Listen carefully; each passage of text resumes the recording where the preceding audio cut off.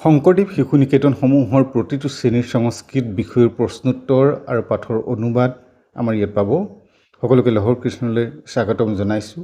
আজি সপ্তম শ্ৰেণীৰ অষ্টাদশ শ্লোকী গীতা ইয়াৰ অনুবাদ আৰু প্ৰশ্নোত্তৰ আগবঢ়াইছে। ভিডিঅ'টি আৰম্ভণিৰ পৰা শেষলৈকে চাবা আৰু লাইক কমেণ্ট কৰি কেনে লাগিছে জনাবলৈ নাপাহৰিবা। প্ৰথমতে দিয়া হৈছে নিমিত্তানি চ পশ্যামি বিপৰীতানি চ কেশৱ ন সেউ অনুপশ্যামি হত্বা স জনমাৱহে। অৰ্থাৎ অৰ্জুনে ক'লে, হে কেশৱ, মই কেৱল অমংগলীয়া লক্ষণসমূহে দেখিবলৈ পাইছোঁ। যুদ্ধত নিজৰ আত্মীয় স্বজনক হত্যা কৰি মই কোনো কল্যাণ বা মংগল দেখিবলৈ পোৱা নাই। দ্বিতীয় অধ্যায়ৰ 48 সংখ্যক শ্লোকত কোৱা হৈছে, যোগস্থ কুৰু কৰ্মাণি সংগং ত্যক্ত্বা ধনঞ্জয় সিদ্ধয়ুষমো ভূত্বা সমত্বং যোগ উচ্যতে। ইয়াৰ অৰ্থ হ'ল, ভগৱানে ক'লে, হে ধনঞ্জয়, তুমি আসক্তি ত্যাগ কৰি লাভ অলাভ বা সফলতা বিফলতাক সমান জ্ঞান কৰি যোগত অৱস্থিত হৈ নিজৰ কৰ্তব্য অৰ্থাৎ কৰ্ম কৰি যোৱা। সিদ্ধি অসিদ্ধিক সমজ্ঞান কৰাকে যোগ বুলি কোৱা হৈছে। তৃতীয় অধ্যায়ৰ 6 নম্বৰ শ্লোকত কোৱা হৈছে, কৰ্মেন্দ্ৰিয়াণি সংযম্য য়ঃ আস্তে মনসা স্মৰণ ইন্দ্ৰিয়াৰ্থ বিমূঢ়াত্মা মিথ্যাচাৰঃ স উচ্যতে। অৰ্থাৎ যি মোহ ব্যক্তিয়ে কৰ্মকেন্দ্ৰীয়সমূহক বাহ্যিকভাৱে জোৰকৈ নিয়ন্ত্ৰণ কৰে, তেওঁ মনৰ ভিতৰত ইন্দ্ৰিয় সুখৰ বিষয়বোৰকে চিন্তা কৰি থাকে। তেনে ভণ্ড বা কপট ব্যক্তিক মিথ্যাচাৰী বুলি কোৱা হৈছে।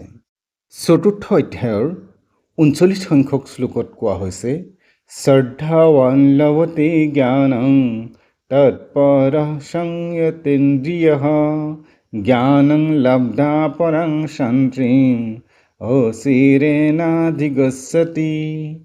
অৰ্থাৎ যিজন সংযত ইন্দ্ৰিয়ক নিয়ন্ত্ৰণ কৰে, সাধনাত তৎপৰ আৰু শ্ৰদ্ধাৱান, তেওঁই প্ৰকৃত জ্ঞান লাভ কৰে আৰু এই তত্ত্ব জ্ঞান লাভ কৰাৰ লগে লগেই তেওঁ পৰম শান্তি লাভ কৰে, অৰ্থাৎ মোক্ষ প্ৰাপ্তি হয়। পঞ্চম অধ্যায়ৰ 28 সংখ্যক শ্লোকত কোৱা হৈছে, যতেন্দ্ৰিয় মনোবুদ্ধি মুনিমুক্ষ পৰায়ণঃ বিগততৃষা ভয় ক্ৰোধো য়ঃ সদা মুক্ত এব চ। অৰ্থাৎ যিজন মননশীল মুনিয়ে নিজৰ ইন্দ্ৰিয় মন আৰু বুদ্ধিক নিয়ন্ত্ৰণ কৰিছে, যাৰ ইচ্ছা ভয় আৰু ক্ৰোধ দূৰ হৈছে আৰু যি কেৱল মোক্ষ লাভৰ বাবেই ব্ৰতী হৈছে, তেওঁ সদায় মুক্ত অৰ্থাৎ জীৱন মুক্ত। অষ্টম অধ্যায়ৰ 17 সংখ্যক শ্লোকত কোৱা হৈছে, যুক্তাহাৰ বিহাৰস্য যুক্ত চেষ্টস্য কৰ্মসু যুক্ত স্বপ্নৱবোধস্য যোগো ভৱতি দুঃখঃ।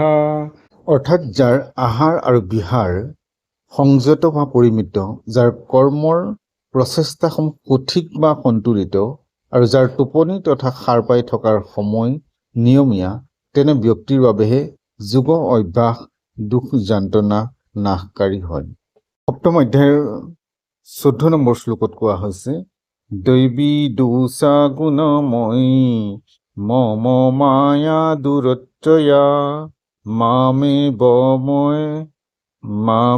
বয়ে প্ৰপদ্যন্তে মায়ামে তাং তৰন্তি তে।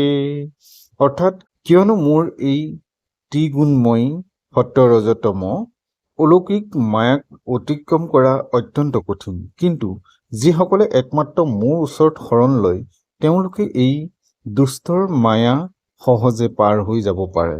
অষ্টম অধ্যায়ৰ 24 সংখ্যক শ্লোকত ক'লে, অগ্নি জ্যোতিৰহ শুক্ল ষণ্মাসা উত্তৰায়ণ তত্ৰ প্ৰয়াত গচ্ছন্তি ব্ৰহ্ম বিদু জনা।